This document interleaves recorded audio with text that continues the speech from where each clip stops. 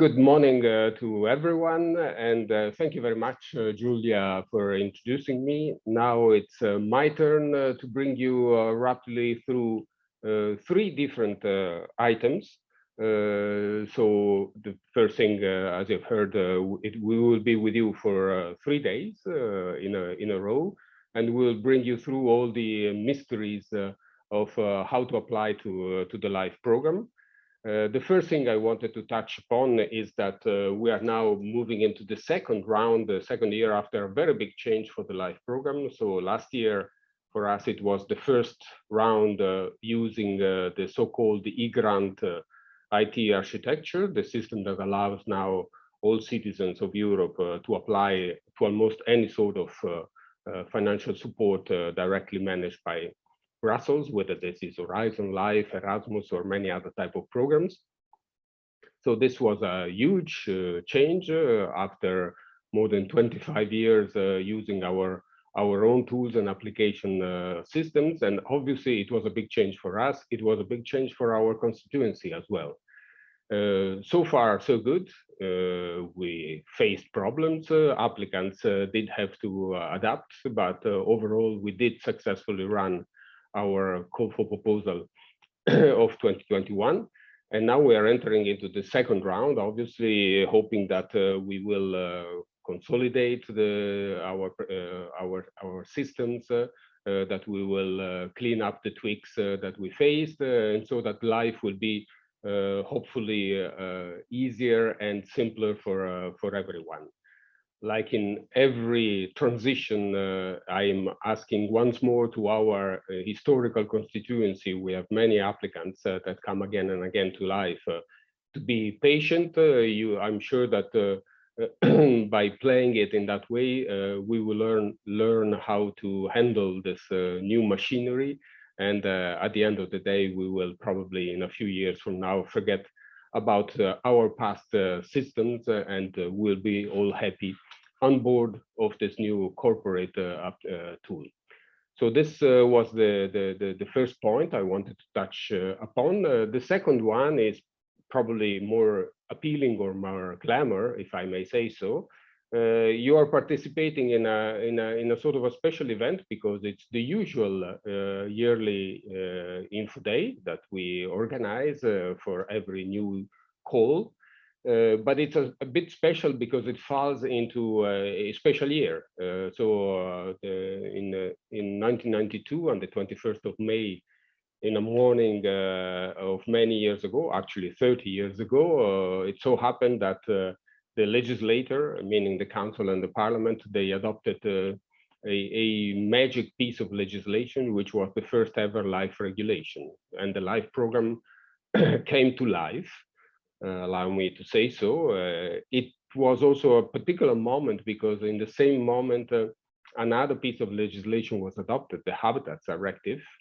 And there was a sort of a inbreeding mechanism that took place between the Little Life program and the ambitious Habitats Directive that was completing the framework of nature conservation together with the Birds Directive. And Life and Natura 2000, they became an immediate marriage. So far, so much that everyone acknowledges the fact that the Little Life program has made an enormous difference, a positive difference, obviously, for the largest network of protected areas in the world that we hold in good old Europe, which is our Natura 2000 network. Obviously, life is not only nature, so we have now collected more than 5,500 projects financed since 1992. They cover all elements of environment that you might think of: noise, chemicals, water, air quality, soil, just name one. And I'm sure that we will find one or more or many of life projects in the past. Then climate change kicked in, and now we also have our friends from the clean energy transition, so the energy component, in particular the energy efficiency component, is part of life. So life has become bigger and bigger, but it has kept some of these distinctive features that have made the success of this program. It is still largely a program which is managed in a bottom-up, with a bottom-up approach. So we are trying to create the framework in which we can collect the best ideas and from the ground. It's still very much a flexible tool. Most of the parts of the program are still designed around projects that can be shaped in the way the applicants wish, in terms of size of the project, in terms of duration of the project, in terms of number of partners in the project. And this makes it special because many other programs and several other parts of life as well tend instead to create a set of elements or criteria that you have to obey to put together a project. So obviously there is a functional element that makes the distinction between one type of projects and the other, but what we used to call the traditional project, currently called the standard action project, are still the bulk of the LIFE program, and they will still make, I believe, the success of the future of this program. The other element which make the participation in the LIFE program a sort of a special adventure is the sort of branding element. So LIFE has managed, like other programs of the EU, I could mention Erasmus as one of the probably the most visible and most prominent, to be not only visible, but also to be very close to people, not as close if Erasmus could be, that really gets into the living room of our families, thanks to our kids and their friends that participate in an Erasmus experience. But LIFE can get very, very close to local groups, small administrations, municipalities, NGOs, startups and small and medium enterprises. So it is indeed as much as you could get a people's program. And this makes it an incredibly powerful sort of visual passerelle between the European Union and what it means and what it can mean for our citizens and the citizens themselves. So I hope that through LIFE and through the eyes of those and the images created by the many projects that were financed, the people, the citizens of the European Union can better understand what is the value of living together in an experiment like we are still creating all together, which is the European Union. So this element of LIFE is associated to a very strong quality brand. So once you successfully participate in a call and your project proposal is selected and financed, there is a certain sense of you're proud of your achievement, because it's by far not an easy task. We are very demanding. And our evaluation process and the submission of proposal, it's a very demanding exercise. And then it kicks in right after a feeling of pertaining to almost a club, a family.